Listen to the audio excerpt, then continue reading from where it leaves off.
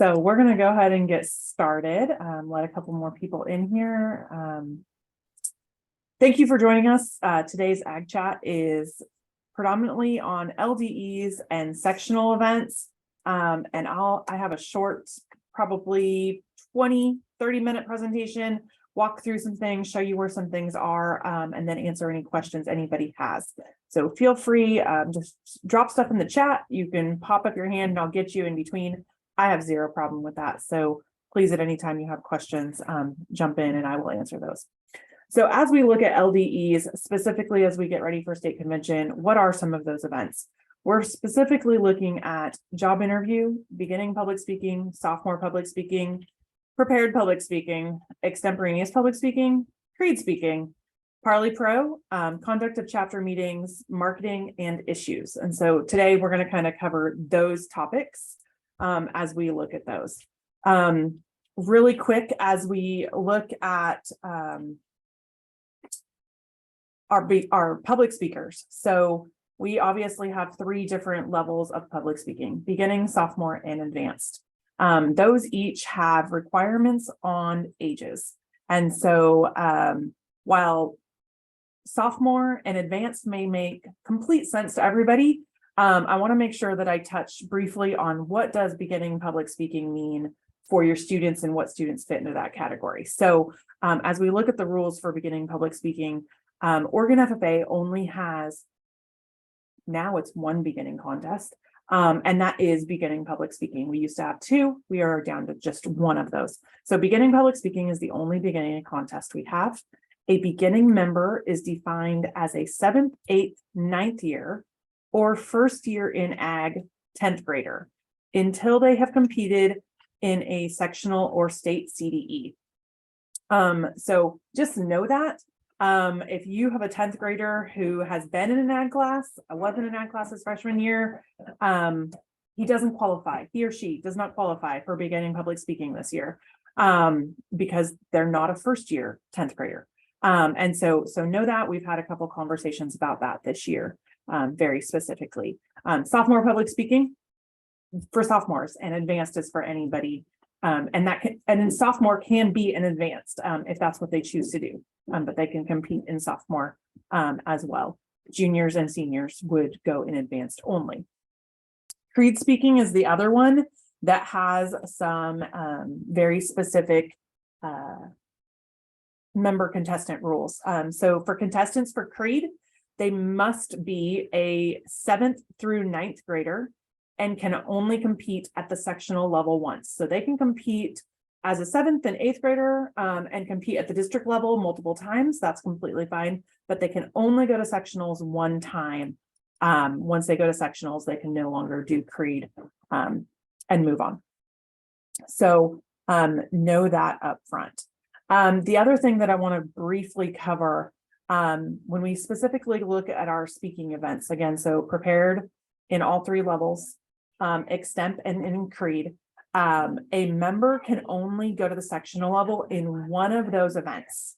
So in the event that a contestant or one of your members is 1st or 2nd in more than 1 of those events, they must make the decision at the conclusion of the last event as to which event they will advance on to sectionals in. So they're only allowed to go in 1 of those. So they can't do creed and beginning. They can't do advanced and extemp. They have to choose 1.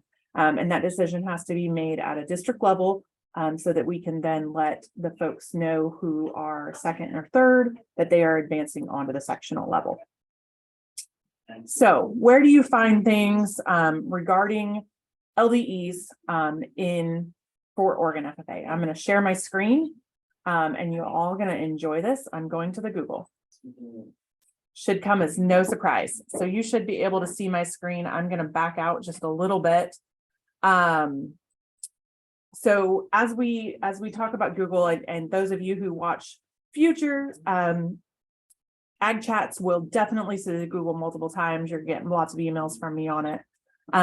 But when we specifically look at CDEs and LDEs, you're going to find all of that under CDEs. So in the advisor information folder, we have our CDE folder.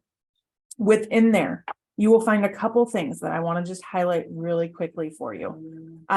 So as we look for where are the rules, where are the regulations, where are the things that I need to know about that event? Our current CDE manual. So it is published every year, every school year, every year in September. So by September 30th, the new CDE manual will be out for the year. That will not change during the year. So know that that stays consistent.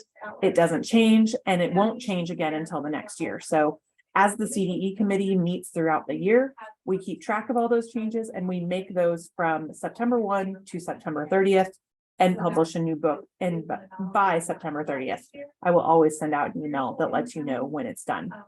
The other piece that we typically do, just so you know, we typically highlight our changes in red. So if there's a drastic change in a rule or in a contest, we'll highlight that in red so that it's easy to find, and you're not constantly hunting for it. So know that. So CDE manual, really important. All the individual ones are broken out here, and it is broken out by event. So you can find the event and click on it, and it will have all the rules. So example, this one is sophomore. And so all the pieces are here, your rubrics, how they're scored, the pieces that you'll get back from judges as we look at that. All of those pieces are right here. Let me find this thing on my screen. Give me just a second. There we go. Let me jump out of that.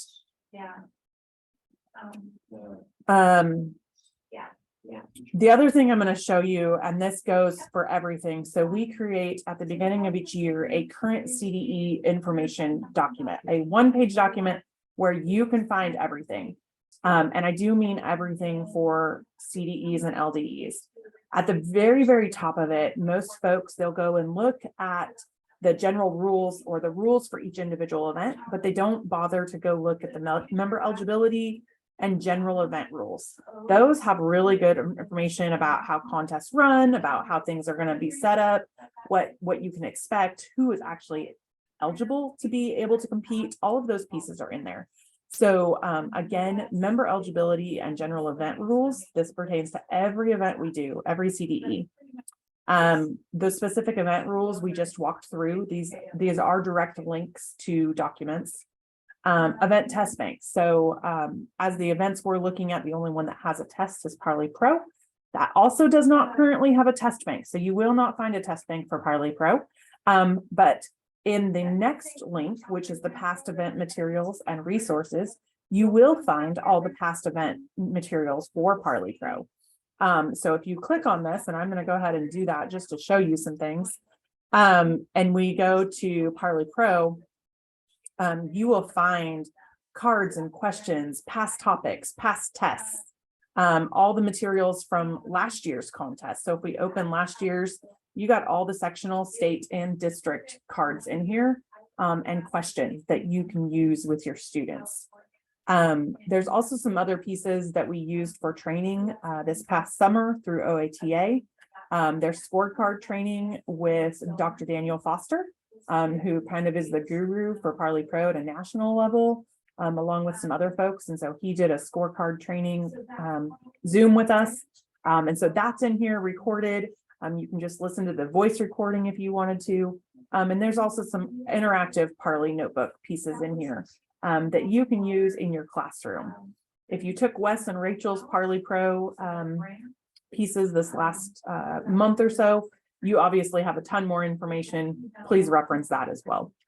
But you will find a lot of resources in here.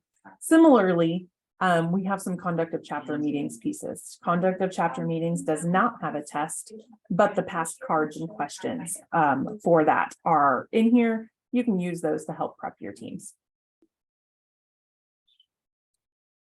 Other things on this general CDE, LDE information. So we will always post results from a state level perspective on this event results page. And so as you go through, we keep all of those, we post them all here. And so that information can be found there. You'll also find some other general, if you have a student who needs an accommodation, whatever that accommodation is, please fill out the accommodation form, send it to me so that we can help meet that. whatever that may be. Some things we can do, some things we can't, but we try our best to make sure that we meet the accommodations that our students need for educational purposes and requirements, meeting those at the state level for all of our events. Down below, we kind of put this calendar together last year as we looked at trying to put everything in one spot. Easy to find, easy to figure out how you need to register, what does the schedule look like, who do you call to ask questions. So as you get closer to March in this email or this document, you'll see state convention. So issues, marketing plan, and farm business, registration is due for those, and you'll submit team member names, and you'll submit documents. So all of that information is on here when documents. So ag issues, you need to register issues, marketing plan, and FBM. Register those teams by March 1st at 5 p.m. You'll then submit team member names, so we can check membership and we can check waivers on them, like we have been doing for all the rest of our CDEs, as well as submitting for ag issues and marketing specifically, submitting your ag issues portfolio. That's via email, please, as a PDF by 5 p.m. on March 1st. You'll just simply email that to me. Same thing with the marketing plan, but that one is on March 3rd by 5 p.m. So March 10th for ag issues, March 3rd for marketing plan. And that is so we can get those to the judges and get them scored before the state contest at state convention. You'll also find information for all of our public speaking events. Again, you do not have to register at the state level for any of our public speaking, conduct of chapter meetings, job interview, co-op quiz, or Parley Pro. All of that is done by your district advisor as they complete who won first or second at the district level, and then as we look at that and go on to sectionals. So that is all done for you. You don't have to worry about that.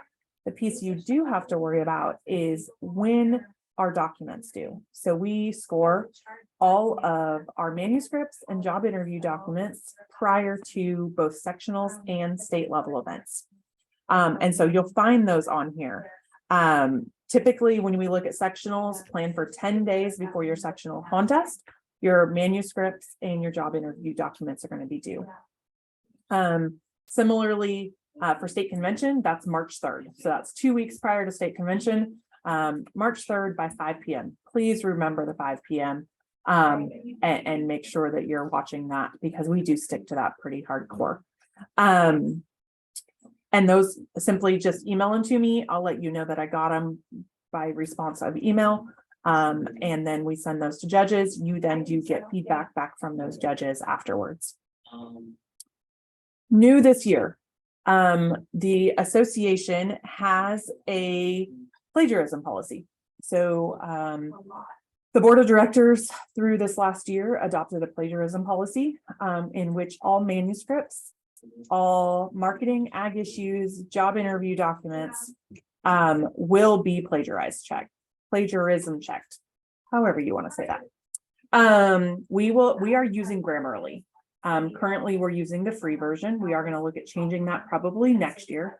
But right now we're using the free version. So that is open to all of you as ag teachers as well. So I say that going, you don't have to wait for me. If you're worried about, hey, is this going to be checked? Is this going to be docked? Is this going to hurt one of my kids?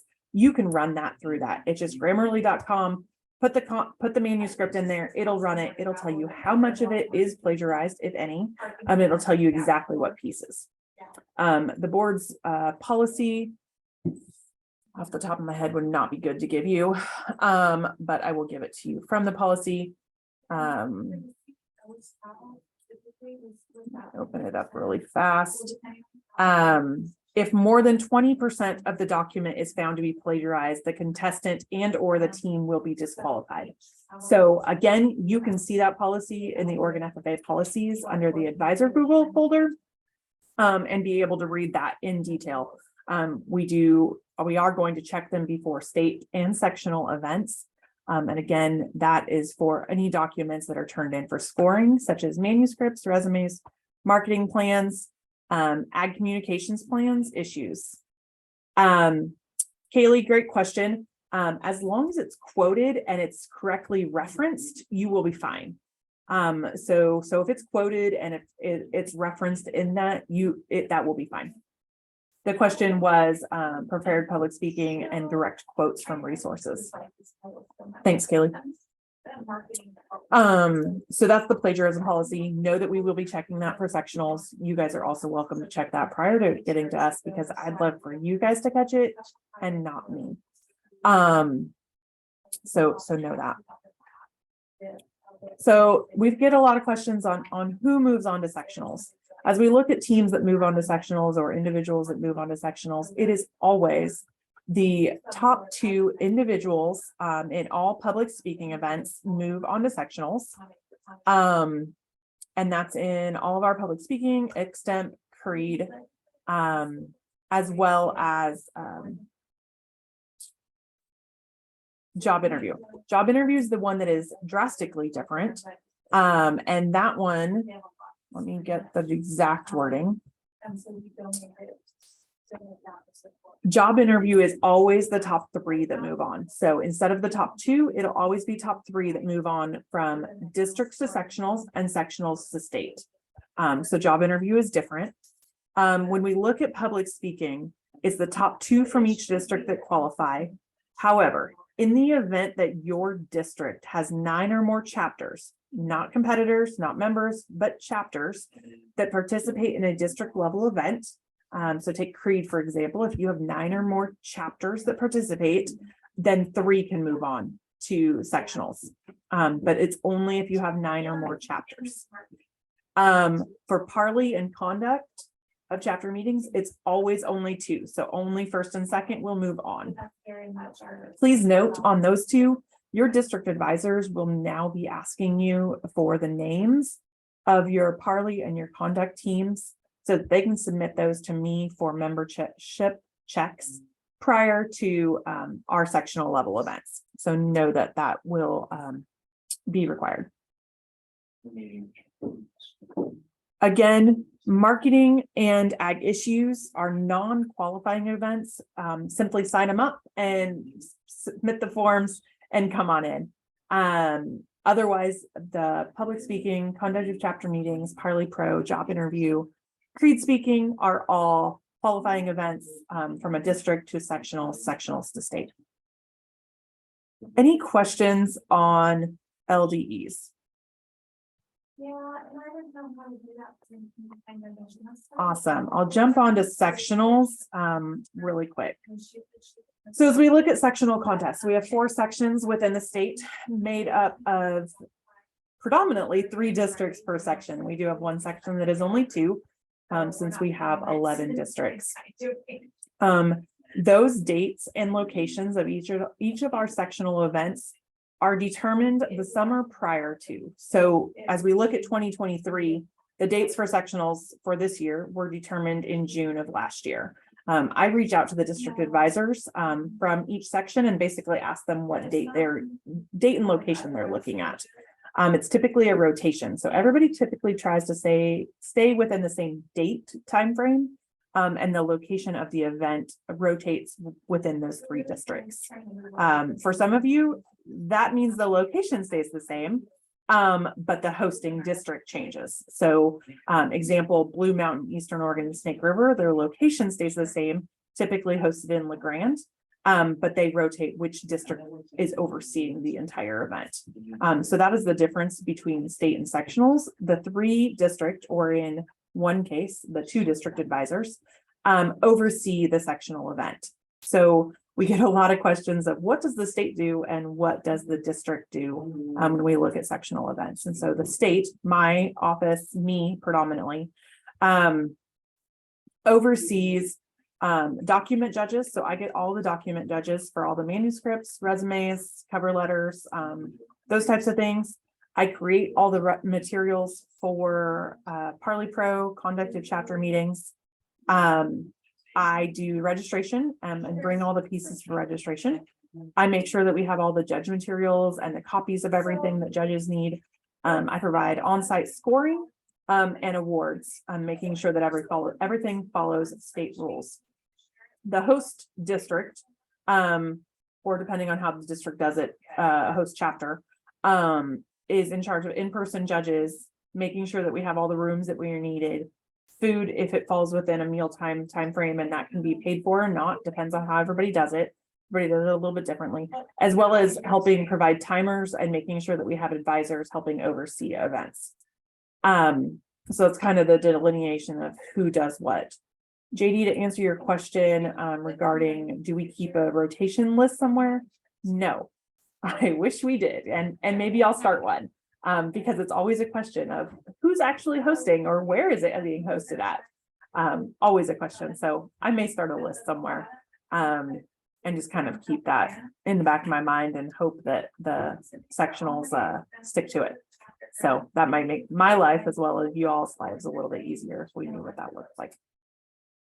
Again, I work with the 3 district advisors and to create a schedule. We have some sections that do an entire day. They start at 8:30, 9 o'clock and go until they're done, usually about 3. And we have some that start in the afternoon and go through the evening. So it really depends. So know that when I talk schedule, it depends on what section you're in, and what that looks like. But I work with the district advisors to get a schedule completed. And then once it's done, I typically, as soon as I have everybody that's going to be attending that qualified, I send out that schedule to them. That way they have that and they know what that looks like. I typically, because we're selecting and getting the names of our advanced parley and our conduct of chapter meeting teams this year, we will be able to assign speaking schedules, speaking rotations prior to sectional events. So as you show up, you will know what order your student is competing in. So I will include that in the schedules, and or links within the schedules that have that on it, so that everybody has that piece. Similarly, as we complete each sectional contest, I'm keeping track of the scores. So as always, I'm going to say this time and time again, as advisors, please come into the scoring room, and look at your kids' scores, look at results, make sure that you're okay with them. Once results are posted and we announce them, they're finalized. And so this is not only sectionals, this is any state level event we do.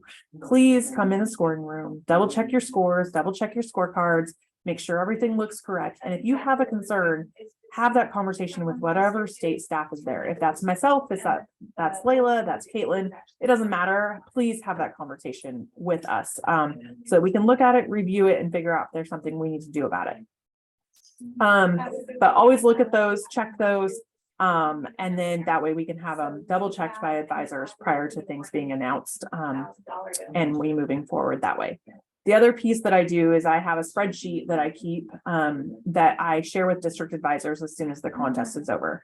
So district advisors will send out a spreadsheet to you that has the entire, everybody's placings. So I put that all in one spreadsheet so that you have that as well. As we look at from sectionals to state and who moves on and what does that look like? So from sectionals to state, the top 2 in each event move on. So the top 2 speakers, the top 2 parley, the top 2 conduct of chapter meetings, all move on to the state level. So top 2 always, if somebody's not going to state, like example, if your second place prepared public speaker isn't able to go to state convention, then your third place speaker could attend in their spot. So that's always completely doable. The one that is different, again, is job interview. The top 3 go on to state as well for job interview, just like the top 3 move from districts to sectionals, the top 3 will go from sectionals to state. Again, all those documents for those speakers, job interview documents, are all due the first Friday of March by 5 p.m. So this year that is March 3rd, by 5 p.m. Simply create a PDF, email those to me. For speaking, there is the There you go. yep, the document that you get attached to it, the sign. I just blanked. But basically saying this is my own work document. It's in the back of the CDE manual with all of our speaking events. They do need to sign that and send that to me when they send in their sectional manuscripts so that we have that. And our judges know that this is their own work. That way, if we have a problem, we can deal with it before we get to a state level. We'll address that at a sectional level prior to getting there.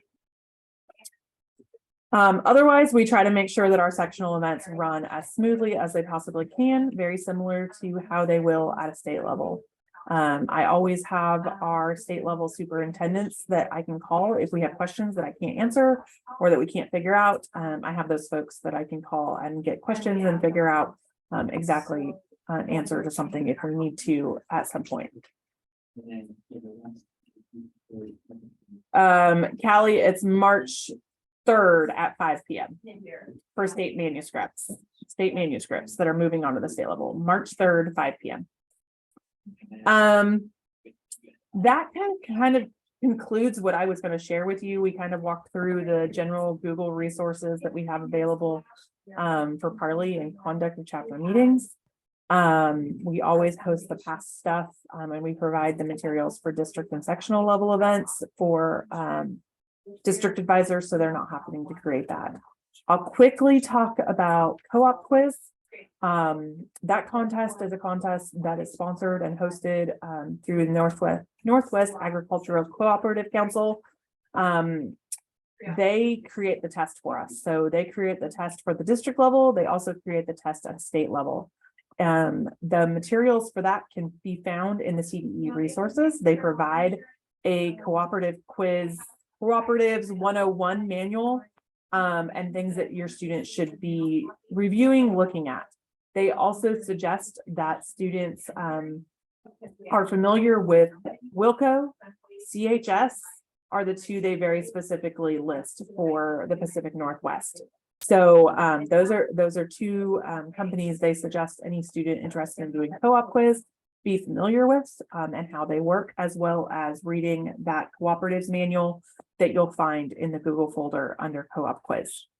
To move on to state from a district level. So there is no sectional event for co-op, that is district to state. So to move on, again, if you have 9 or more chapters competing, 3 can move on to that contest. At the state level, there is also a test during state convention. It used to be a test and an interview. It is now just a test using the same materials. Cooperative Council make that test as well.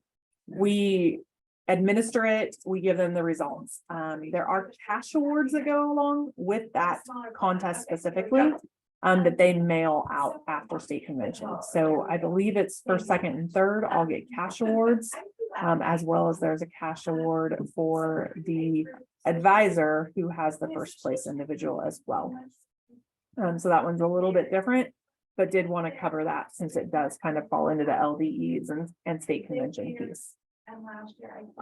With that, I'm going to quit talking and kind of turn it over to you guys. And if you guys have questions, please feel free. I appreciate the questions in the chat. But if you have additional questions, I'd be more than happy to answer them. Otherwise, as always, I'm available via email or phone call. JD, Callie, anything? No, I really appreciate it. And I appreciate the up-to-dateness that Google provides, as opposed to seeking things on the website, what we used to do. I don't know if you get any background on that, but it's easy for me to figure out. So awesome.